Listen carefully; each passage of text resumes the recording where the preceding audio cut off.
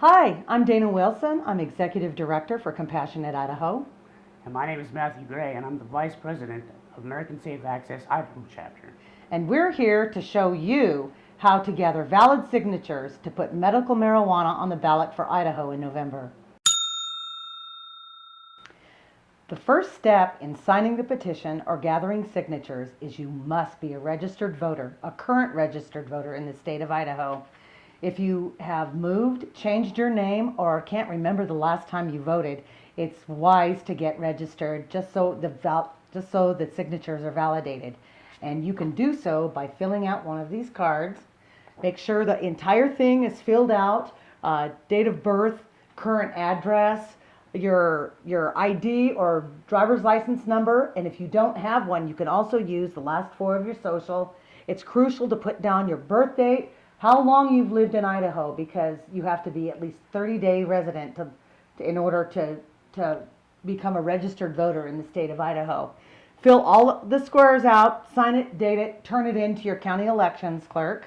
And if you can't find where your county elections offices are, it's on page 9 of the petition circulation instructions.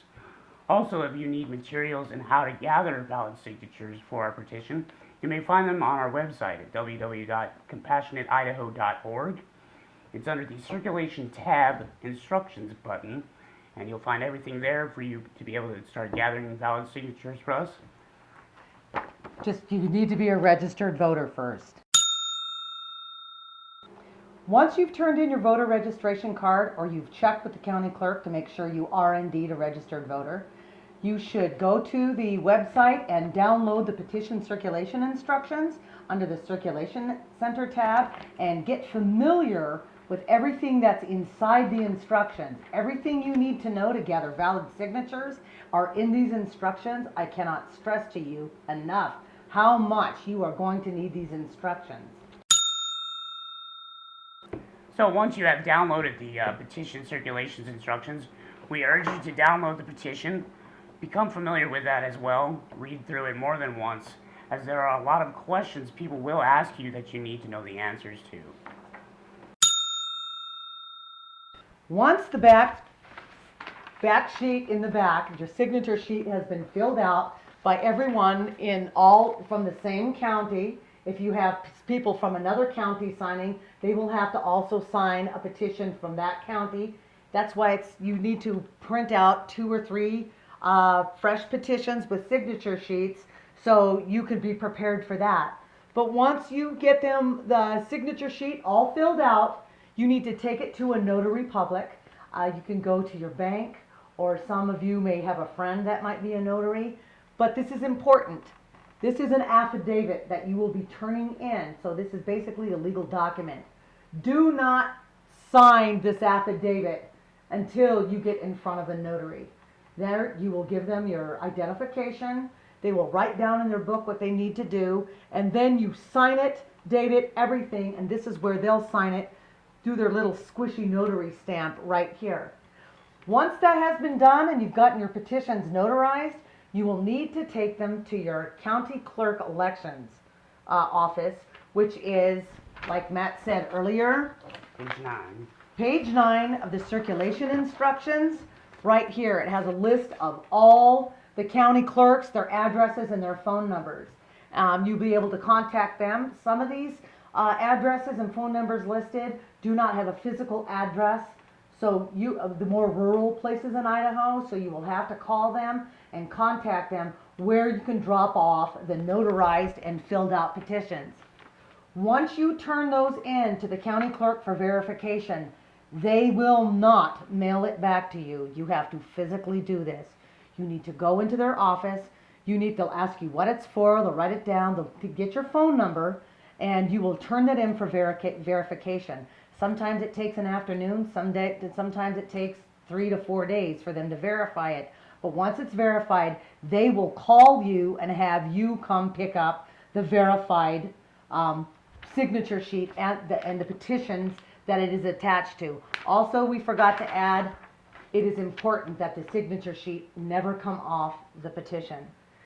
Once it comes off, it could invalidate all those signatures. So it's really important to double staple them And like we've said and emphasized lots of times, everything you need to know to gather valid signatures to get medical marijuana on the ballot in Idaho for this November are in these petition circulation instructions.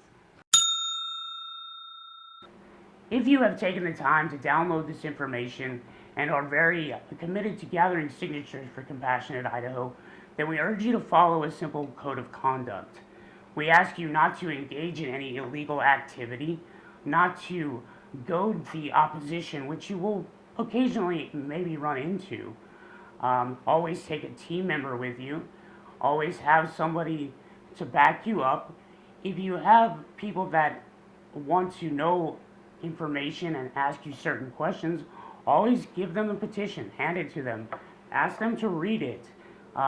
Tell them that all the information they want to know is right there in front of them, and they can be educated that way. There are times when you maybe run into somebody that will ask you not to post up where you are. Just simply get up and walk away, find a different place where you can set up your table and gather signatures that way. There are times when the police may ask you to move. You just simply say yes sir and you follow their directions and find somewhere else that you can gather signatures as well. We can't sign this particular petition online because most states, just like Idaho, require a physical signature on a petition. This petition isn't forming a new law, it is changing an existing one. As you're reading the petition and you come across the list of debilitating diseases that will be covered under this petition, and you find yourself wondering why certain diseases are not on there, there is a clause, which is 39-9104, adding debilitating causes to this petition. You will find all the information right under that section and be able to find out for yourself why and how to add those diseases. The reason why this is so important to us at Compassionate Idaho, Dana and myself, is that we talk to patients and non-patients on a daily basis that suffer from debilitating diseases or watch somebody suffer from a debilitating disease. We believe that they should have the choice to choose their own natural medicine rather than always having to follow the suggestions of the hospitals and doctors to maybe start taking pain medicines, very high dose of opiates, antidepressants, just different medicines that can cause a whole slew of other side effects. The medicines that he just said that more often than not create a downward spiral of dependency, and which one of the side effects of opiate medicine is death. There's not been a single death of marijuana use ever in the history, thousands of years history of the plant. Now, by us getting this out there and trying to get this on the ballot for medical marijuana for Idaho patients is in no way are we saying that's the only medicine that we want available. Some pharmaceuticals work well for people, and that's great as long as it does not interrupt in their, if it's not creating sadness and chaos in their life. Hey, whatever works, fine. And we are not saying we want you to take this medicine and nothing else. What we're trying to accomplish is that patients who choose a healthier, proven, natural alternative to alleviate their pain, fight their cancer, help with their Alzheimer's, their Parkinson's, control epileptic seizures, the list is 500 plus strong. This way, if this gets, it's legalized for them. If prohibition is lifted for medical for them, then they don't have to face jail time or getting their children taken away or having their property taken away because of the really bad laws that are in place right now. Also, I want to say something. Alcohol and tobacco are some of the most destructive elements known to mankind, and they're legal, and you can get them over the counter without a prescription. And when's the last time you had to wrestle the car keys away from someone who has smoked a little too much weed? On behalf of myself and my VP, Matthew Gray here, we'd like to thank you so much for wanting to come and do this with us to gather the 55,000 signatures that we're going to need to get this on the ballot in November. It's unpaid work, it's hard work, but it's so worth it. There are over 200,000 Idaho patients who are depending on us to get this done.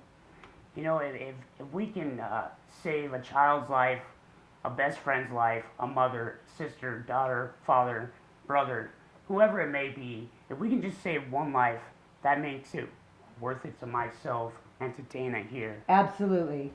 We want to seriously thank you for taking the time to learn about our cause, and hopefully you're ready to jump on board with us and make that April 30th deadline for 55,000 signatures. Have a great day, folks. Thank you.